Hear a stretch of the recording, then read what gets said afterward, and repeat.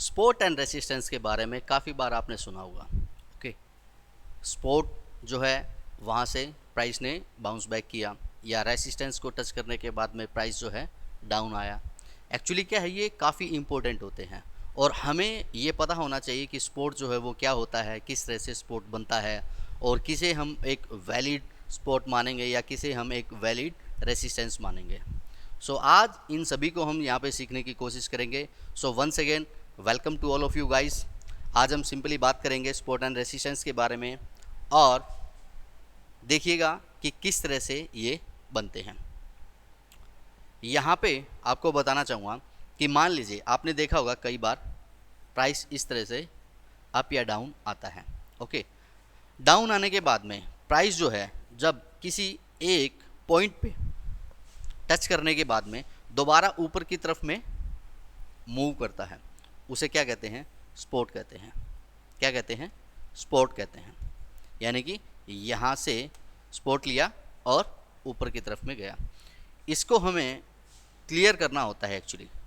मान लीजिए एक बार दो बार करने के बाद में जब ये ऊपर की तरफ में जाता है उसी पॉइंट से, आपको यहाँ पे सिंपली इतना भी समझना होगा। देखिए कि जब भी मान लीजिए स्पोर्ट जो लेता है, मान लीजिए ये आपका स्पोर्ट हुआ, यहाँ से लेके यहाँ तक ये क्या हुआ? स्पोर्ट जो हुआ, इनके बीच में कम से कम भी ये लगा के चलो आप 8 से लेके 10 कैंडल का डिफरेंस जो है होना चाहिए। 8 से लेके 10 कैंडल का डिफरेंस जो है होना चाहिए, तो ही क्या होता है, ये एक वैलिड स्पोर्ट होता है। ओके, रेसिस्टेंस के बारे में अगर मैं बताऊं आपको मैं, तो रेसिस्टेंस में भी कुछ इसी तरह से होता है। मान लीजिए यहाँ इसने रेसिस्टेंस बनाया, उसके बाद में यहाँ रेसिस्टेंस इसने बनाया, यानी कि यहाँ तक प्राइस जाने के बाद में दोबारा डाउन की तरफ में आया, ये देखिए।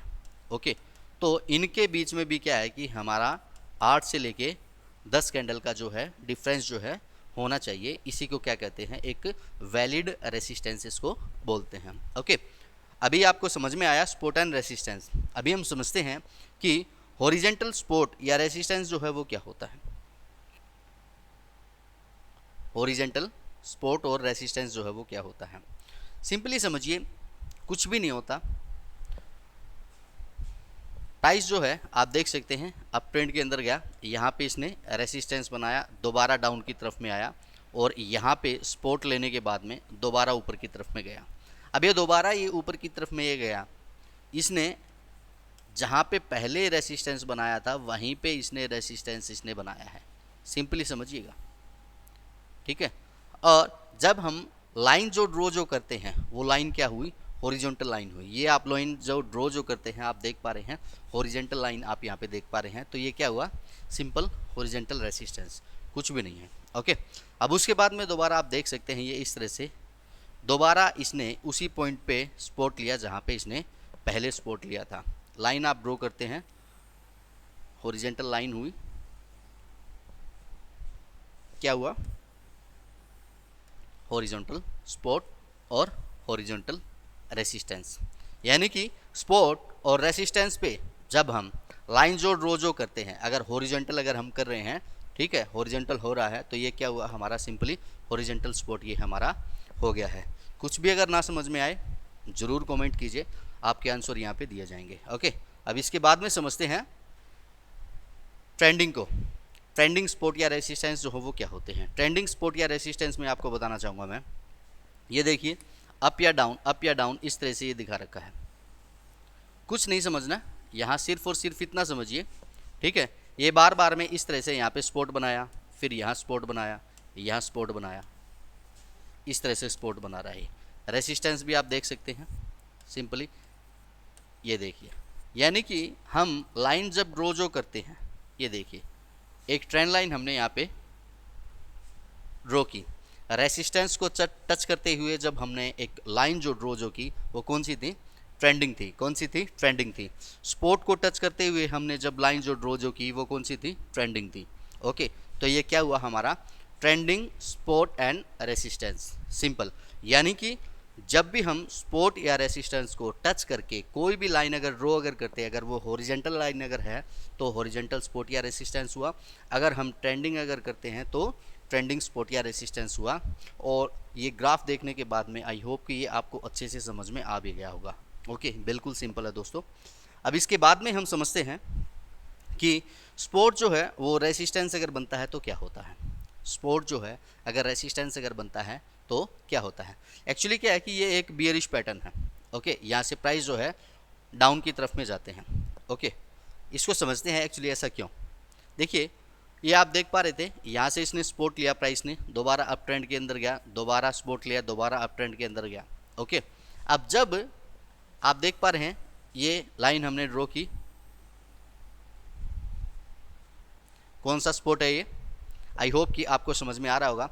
मैं आपसे क्वेश्चन करता हूँ, ये जो सपोर्ट जो बना है ये कौन सा सपोर्ट है, आप कमेंट सेक्शन के अंदर आप ज़रूर बताइए। ओके, अब इसके बाद में हम समझते हैं कि जब यहाँ पे ब्रेकआउट जो हुआ, ये डाउन की तरफ में गया, डाउन की तरफ में जाने के बाद में दोबारा अप ट्रेंड के अंदर ये आया, और जो हमारा सपोर्ट जो था ये हमारा क्या था, सपोर्ट था। ओके, यहाँ पे टच करने के बाद में दोबारा डाउन की तरफ में गया, यानी कि जो सपोर्ट था वो हमारा क्या हो गया है, रेसिस्टेंस यहाँ पे हो गया है।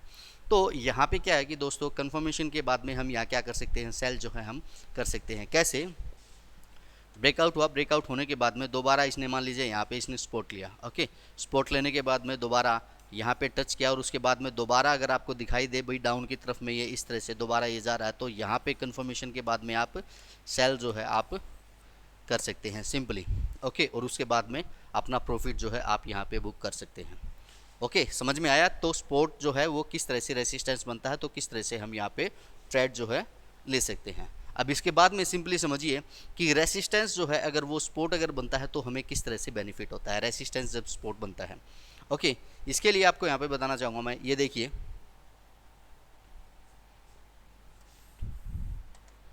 ये सपोर्ट हुआ, ये रेसिस्टेंस हुआ, 1 2। अब इसने क्या किया, मैंने आपको क्या कहा था, एक लाइन ड्रॉ कीजिए, ये हुआ हॉरिजेंटल। ओके, और ये भी क्या हुआ, हॉरिजॉन्टल। सिंपली समझिए। ओके, सपोर्ट एंड रेसिस्टेंस आपको यहाँ समझ में आ गया होगा। अब प्राइस ने क्या किया, प्राइस ने किया जी ब्रेकआउट। आप देख सकते हैं इस कैंडल के अंदर क्या हुआ है, ब्रेकआउट हुआ है। ब्रेकआउट होने के बाद में प्राइस अप ट्रेंड में गया, और इसने एक नया जो है यहाँ पे रेसिस्टेंस यहाँ पे बना दिया है, नया रेसिस्टेंस यहाँ बनाया, दोबारा डाउन की तरफ में आया, और जो इसका पहले जो रेसिस्टेंस जो था वहीं पे इसने सपोर्ट लेने के बाद में क्या किया, प्राइस अप ट्रेंड के अंदर गया है। तो इस तरह से रेसिस्टेंस अगर ब्रेक अगर होते हैं तो इस तरह से क्या होगा, आपका रेसिस्टेंस जो है सपोर्ट बन जाता है। अगर दोबारा अगर रेसिस्टेंस पे अगर आता है और वहीं से ऊपर की तरफ में प्राइस जाता है, तो इस तरह से रेसिस्टेंस जो है सपोर्ट बनते हैं। ओके, यहाँ पे क्या है कि बाइंग पोजीशन आप ले सकते हैं, अच्छा खासा यहाँ पे आपका बेनिफिट होगा। सो गाइज, आज हमने समझा कि सपोर्ट एंड रेसिस्टेंस जो है वो क्या होते हैं, हॉरिजॉन्टल सपोर्ट या रेसिस्टेंस, या ट्रेंडिंग सपोर्ट या रेसिस्टेंस क्या होते हैं, support become resistance and resistance become support. In formulas के अंदर हम किस तरह से ट्रेड कर सकते हैं और किस तरह से अपना बेनिफिट जो है हम यहाँ पे कर सकते हैं। सो आई होप कि ये आपको अच्छे से समझ में आ गए होंगे। अगर फिर भी अगर आपका कोई क्वेश्चन, अगर कोई क्यूरी अगर है तो कमेंट सेक्शन के अंदर कमेंट्स ज़रूर कीजिए, आपके आंसर दिए जाएंगे। Thank you very much guys.